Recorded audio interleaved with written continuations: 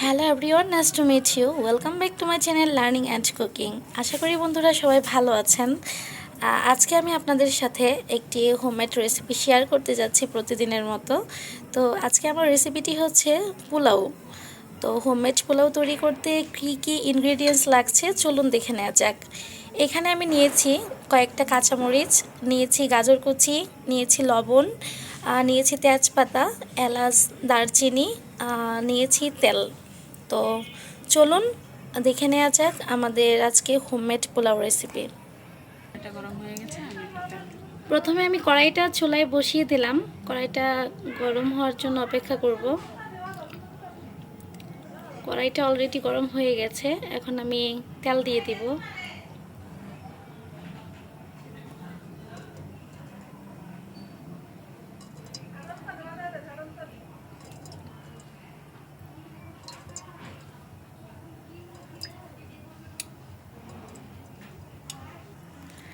তেলটা অলরেডি গরম হয়ে গেছে। এখন আমি গরম তেলে দিয়ে দিব দুটি তেজপাতা।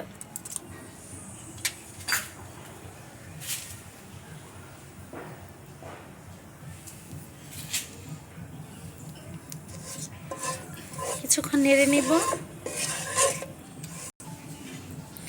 এখন আমি দিয়ে দিব দারচিনি আর এলাচ।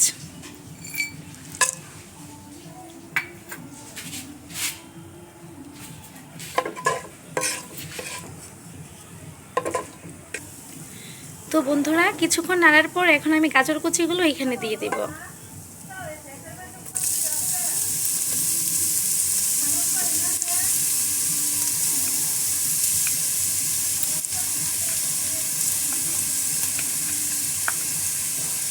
গাজরটা মূলত আমি ব্যবহার করব পোলাওতে এক্সট্রা একটা কালার আনার জন্য। আপনারা ইচ্ছে করলে গাজর ইউজ করতে পারেন, আবার নাও পারেন। ভালো করে নেড়ে নিচ্ছি, কিছুটা ভাজা ভাজা করব।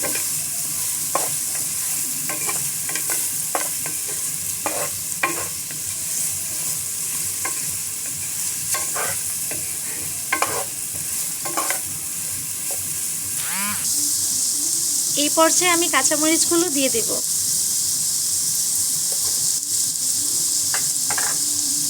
আবার কিছুক্ষণ নাড়তে হবে। তো আমার গাজরটা ভাজা হয়ে গেছে।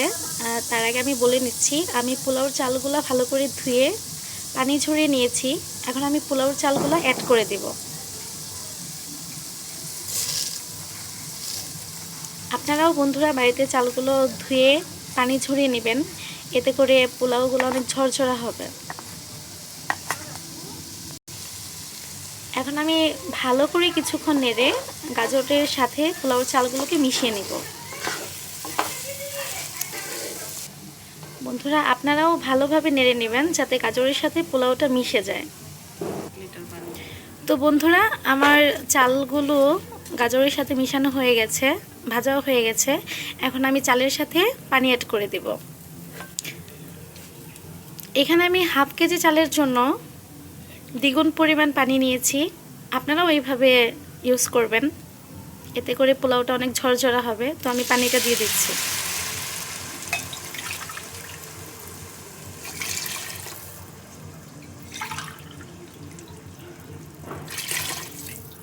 দেখতে পাচ্ছেন বন্ধুরা অলরেডি একটা কালার চলে এসেছে, গাজরের কালার।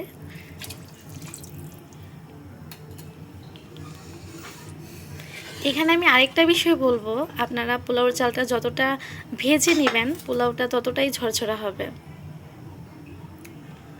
এখন আমি কিছুটা লবণ অ্যাড করে দিব। লবণটা আপনারা পরিমাণ মতো অ্যাড করে দিবেন।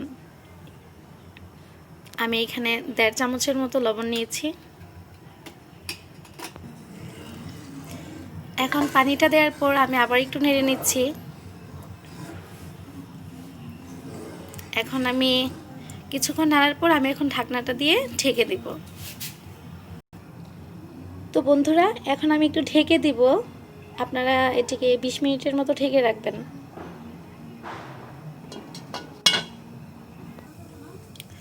তো বন্ধুরা 20 মিনিটের উপরে সময় চলে গেছে। এখন আমি ঢাকনাটা তুলে দেখব কতটা হয়েছে। তো আপনারা দেখতে পাচ্ছেন কতটা ঝরঝরা হয়েছে পোলাও। গাজরের রংটাও ছড়ে গেছে, খুব সুন্দর লাগছে। এইভাবে আপনারাও বাড়িতে তৈরি করবেন। আমি এখন কিছুটা নাড়াচাড়া করে নিব।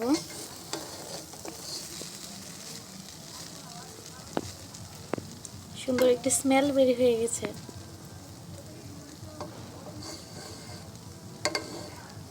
তো আমার রান্না হয়ে গেছে হোমমেড পোলাও। এখন আমি চলে যাব কিছুটা গার্নিশ করার জন্য।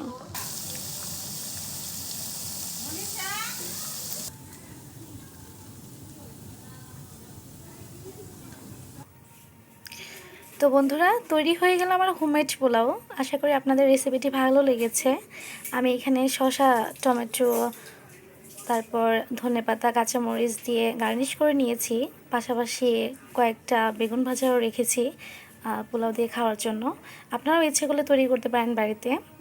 আর রেসিপিটি যদি ভালো লেগে থাকে অবশ্যই আপনারা বাড়িতে তৈরি করে খাবেন। খাওয়ার পর কেমন লাগলো কমেন্ট বক্সে জানাবেন। আর আমার চ্যানেলের ভিডিওগুলো যদি ভালো লেগে থাকে অবশ্যই আমার চ্যানেলটি সাবস্ক্রাইব করবেন এবং লাইক, কমেন্টে শেয়ার করে চ্যানেলের পাশে থাকবেন। তো আজকে এই পর্যন্তই। ভালো থাকুন, সুস্থ থাকুন আর লার্নিং অ্যান্ড কুকিং চ্যানেলের পাশে থাকুন।